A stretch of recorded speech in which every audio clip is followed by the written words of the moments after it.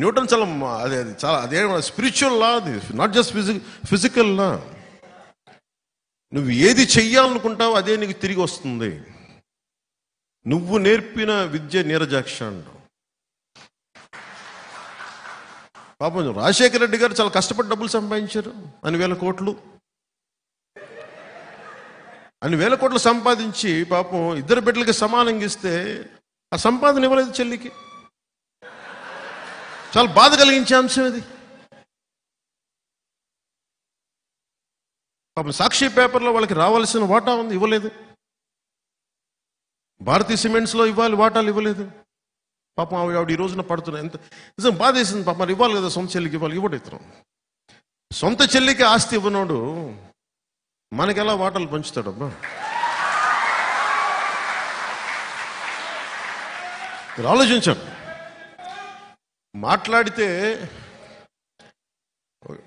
మాట్లాడితే భయపడతా ఉంటారు.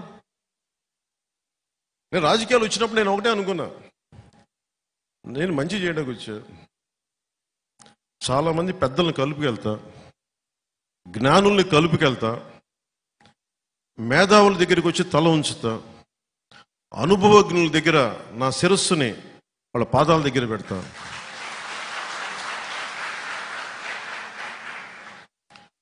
ఒక పార్టీని మోసేటప్పుడు పార్టీ కోసం ఎన్ని తిట్లేని తింటా. 2009లో అప్పుడు పార్టీ పెట్టిన ప్రసంగంలో ఒక సంఘటన జరిగింది.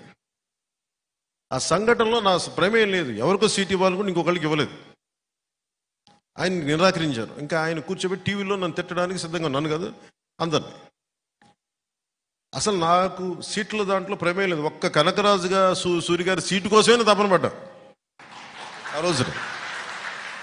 సరే, నాకేం అప్పచెప్పారు, ఆయన ఇట్లా మాట్లాడి ఎందుకు చెప్తున్నానంటే పార్టీని ఎలా వెనకేసుకు రావాలనే ఒక ఈ ఉద్దేశం చెప్తున్నాను. ఆయన దగ్గరికి వెళ్తే నువ్వేం చెప్పారంటే, ఆయన నీకు తెలుసు కదా, నువ్వు వెళ్ళి ఆయన్ని సముదాయించి ఆయన టీవీలో తిట్టకుండా చూడండి. నేను వెళ్ళగానే ఆయన హైదరాబాద్లో ఒక అపార్ట్మెంట్ సముదాయం, అప్పుడు నాకు కొద్ది గొప్ప పేరు ఉంది హీరోగా. ఇంకెళ్ళగానే ఆయన తిట్టడం స్టార్ట్ చేశాడు.